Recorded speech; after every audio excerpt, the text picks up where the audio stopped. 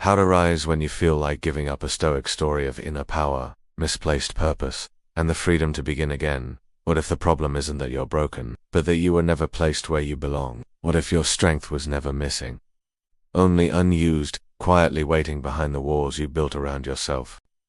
This isn't a story about having all the answers. It's about realizing you've had everything you needed all along. It was one of those afternoons when the world looked peaceful, almost too peaceful.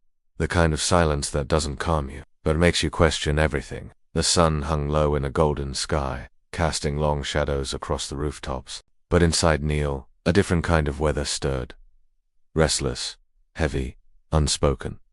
He sat alone on the rooftop, not to enjoy the view, but to escape, to get away from the pressure, from the noise inside his mind, from the voice that asked, again and again, what am I even doing here?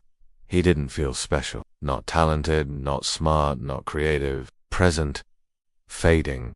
Why was I born? What's the point of this life? Why do I feel like I have nothing to offer? He didn't know how to explain the ache, so he said nothing. Then, footsteps echoed behind him, slow, familiar.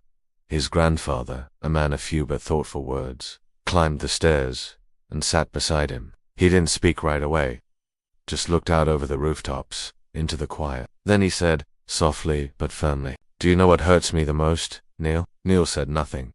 He couldn't find words. "It hurts," the old man continued, "when I see someone so young, so full of possibility, and yet feeling so empty, like he's already defeated."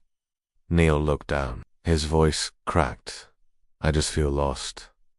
Like I'm not good at anything. Like I'm just ... here, waiting."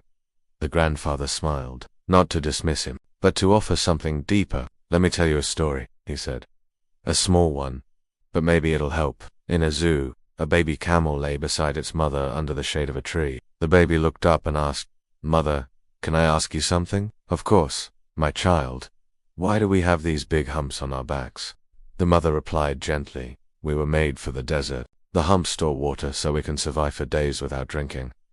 The baby thought for a moment. "Okay. Then why do we have such long legs? And those big round feet?" "Because deserts have soft sand," the mother said. "Our legs help us move quickly, and our wide feet keep us from sinking. And our eyelashes, they're so long they sometimes get in my eyes." The mother laughed softly. "They shield us from the wind and the sandstorms. They keep our eyes safe." The baby looked around. At the fences, the strangers taking pictures, the artificial grass beneath his feet. Then he asked the question that silenced his mother. "If we have all these things to survive in the desert, then what are we doing here in a zoo?" Neil sat in silence, then asked quietly, "What happened to the little camel?" His grandfather looked at him. "That's not the question, Neil." He paused. "The real question is, what happens to us?" That baby camel had everything it needed. Strength, tools, instincts, gifts. But it was trapped. Not because it was weak, but because of where it was. And you, Neil, you've been living like that too. You weren't made for sitting in silence, doubting yourself, thinking you're nothing. You have a mind that can imagine, hands that can create, and a heart that feels deeply. But none of that matters if you never use it. If you stay locked in the zoo, behind fences UV built with your own beliefs. Neil said nothing, but something inside him stirred. His grandfather stood slowly, his voice steady. "You don't need all the answers today. You don't even need a perfect plan. You just need to begin. Start where you are. Use what you already have. Don't spend your life living behind bars that were never real." Then, quietly, he walked back down the stairs, leaving Neil alone with the golden sky. But this time, Neil didn't feel small. He looked up, not in despair, but with the beginnings of resolve. A silent shift. No, he didn't suddenly become brilliant, or brave, or flawless, but he had something more important. A reason to rise. Because maybe the point of life isn't to have everything figured out. Maybe it's simply to begin, to take one step out of the cage, and keep walking. You are not born to remain behind fences. You are not created to feel caged. You are not broken, just misplaced.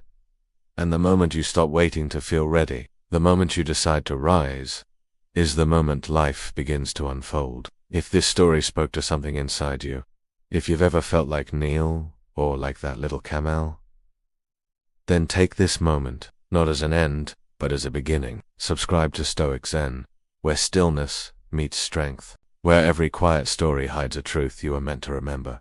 Walk with us. You already have what you need. Let's begin again together.